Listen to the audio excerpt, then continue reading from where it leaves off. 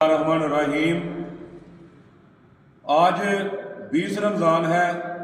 19 رمضان کو جو گزشتہ دن گزر گیا ہے، مولا کائنات حضرت علی کرم اللہ وجہ کریم 19 رمضان کو کوفہ میں آپ فجر کی نماز کے لیے جا رہے تھے 40 ہجری، اور آپ سجدے کی حالت میں عبد الرحمن ابن ملجم اس نے آپ کو ضرب لگائی، جس کی وجہ سے آپ زخمی ہوئے، اور مولا کائنات 21 رمضان کو آپ نے شہادت پائی۔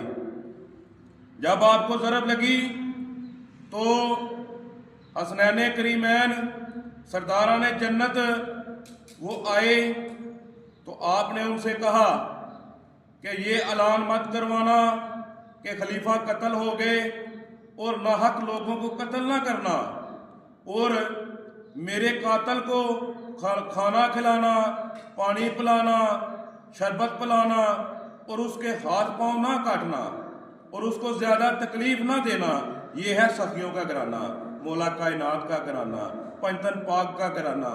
تو آپ نے کہا کہ میں نے ایک دفعہ سرکار پیارے آقا حضرت محمد صلی اللہ علیہ وآلہ وسلم کو کہتے ہوئے سنا کہ اگر تمہارا دشمن تم کو کاٹے تو تم اپنے دشمن تمہیں تکلیف پہنچائے تو کبھی بھی دشمن کے ہاتھ یا پاؤں مت کاٹنا، چاہے وہ کاٹنے والا کتا ہی کیوں نہ ہو۔